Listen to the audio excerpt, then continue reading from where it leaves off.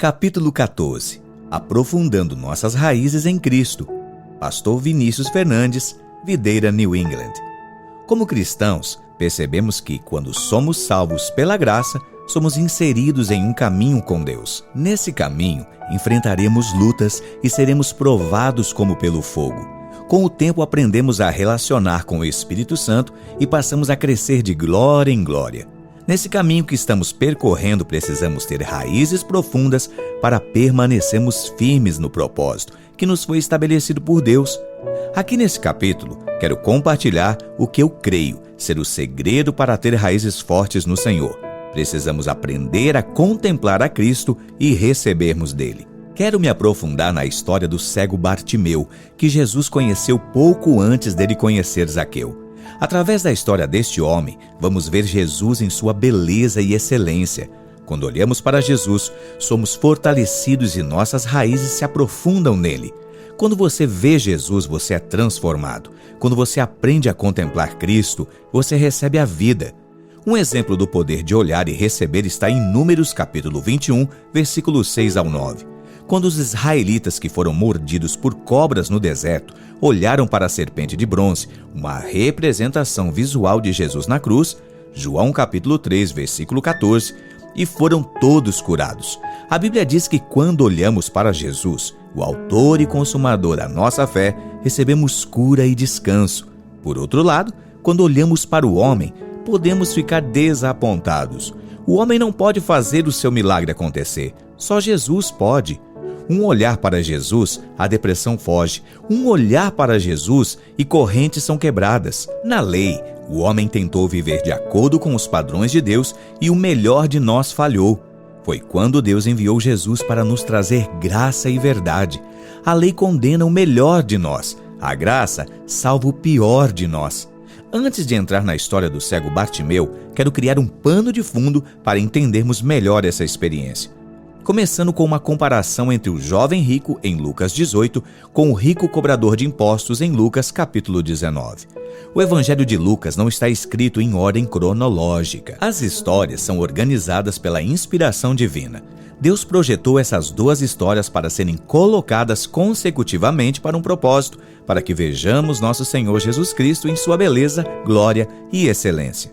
O jovem rico, em Lucas 18, vangloriou-se em seus próprios esforços. O jovem governante disse: "Bom mestre, que farei para herdar a vida eterna?"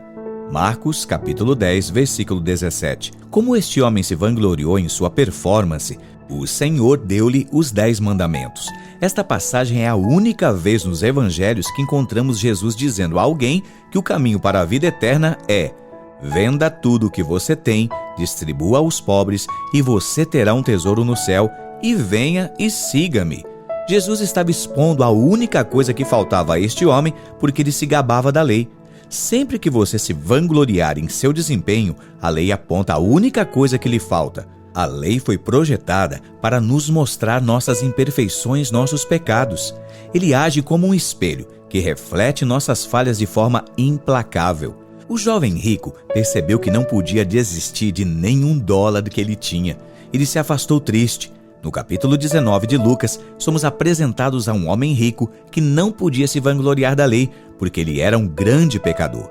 Zaqueu era um cobrador de impostos que cobrava impostos do seu próprio povo para o governo estrangeiro, os romanos, e até enganava seu próprio povo. Quando Jesus chegou a Jericó, cidade natal de Zaqueu, Zaqueu subiu em uma árvore para ver Jesus. Ele não tinha nada a oferecer, nada para se vangloriar diante de Deus, e chamou a atenção de Jesus apenas olhando para ele. Jesus olhou para Zaqueu e gritou: "Zaqueu, desça." Lucas capítulo 19, versículo 5. Zaqueu, em hebraico, é pronunciado como Zakai, que significa absolvido ou inocente. Jesus não lhe deu nenhum dos 10 mandamentos. Ele acabou de lhe dar a graça. E Zaqueu, sendo tão impactado pela graça, disse de bom grado: "Senhor, eis que eu dou aos pobres metade dos meus bens, e se em alguma coisa tenho defraudado alguém, o restituo quadriplicado." Lucas capítulo 19, versículo 8. Ele se tornou generoso. Quando o jovem rico recebeu a lei, ele não podia desistir de nenhum dólar que ele tinha.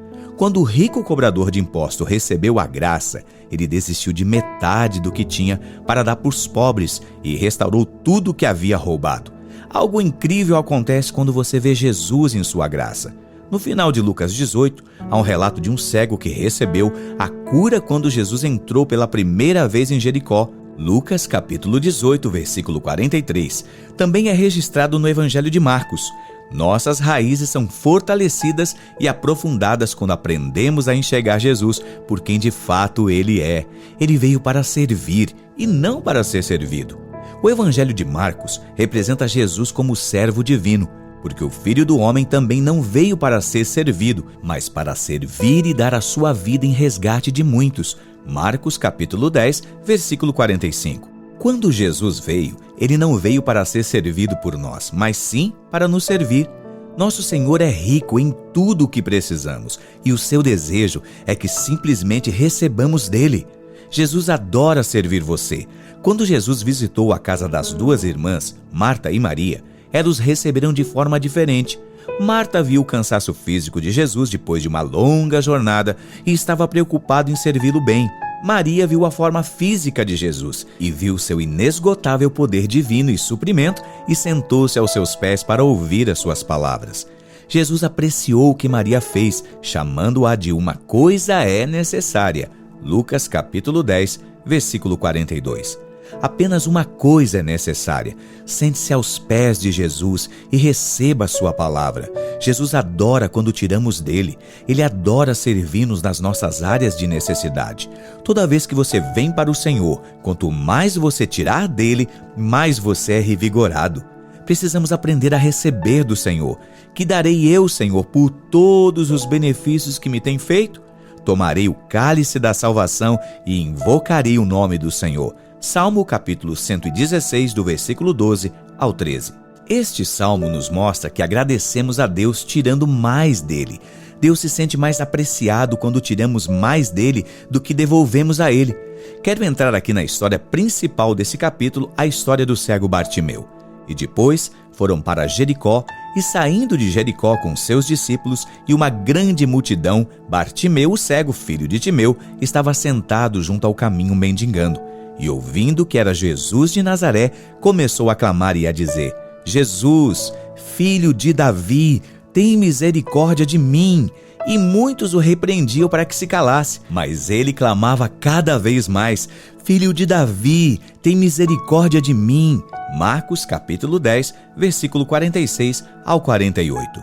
A palavra parcial bar, no nome de Bartimeu, significa filho de, em hebraico, que nos diz que Bartimeu era um homem que não tinha nome próprio. Ele era simplesmente filho de Timeu. Já o nome Timeu é a forma anglicizada da palavra hebraica Timai.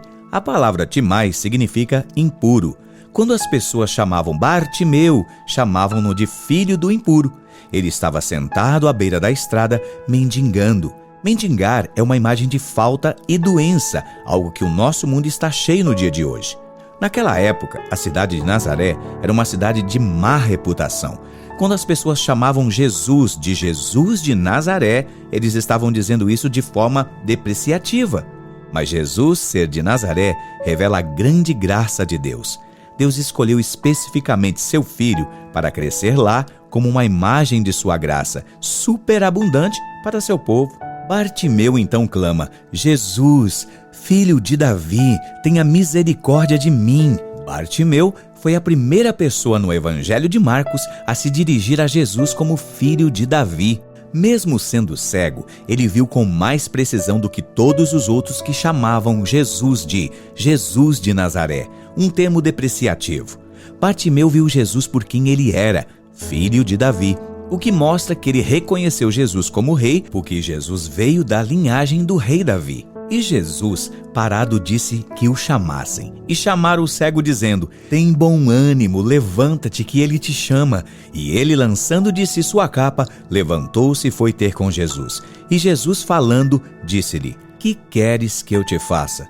E o cego lhe disse: Mestre, que eu tenha vista. E Jesus lhe disse: vai, a tua fé te salvou.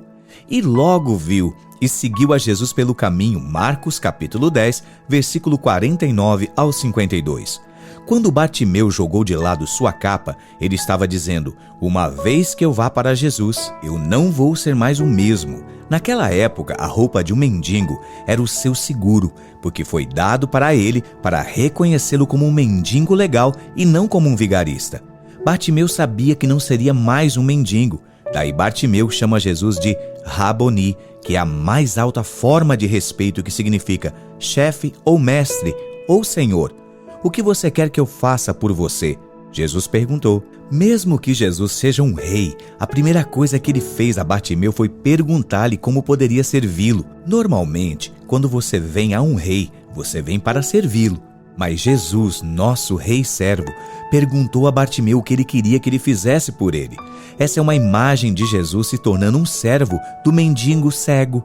Quando Jesus o curou, ele nunca obrigou Bartimeu a segui-lo. Bartimeu fez isso por opção. Hoje, qualquer cura que você precisa, o mesmo Jesus que curou Bartimeu quer servi-lo de cada necessidade e curá-lo de cada enfermidade em sua vida. Aprenda a reconhecer Jesus por quem de fato ele é. Veja a grandeza da provisão e a abundância de toda sorte de bênçãos que o Rei tem para servir você. Quanto mais contemplamos a Cristo, mais temos nossas raízes aprofundadas e fortalecidas. Simplesmente olhe para Jesus, o seu Rei e servo.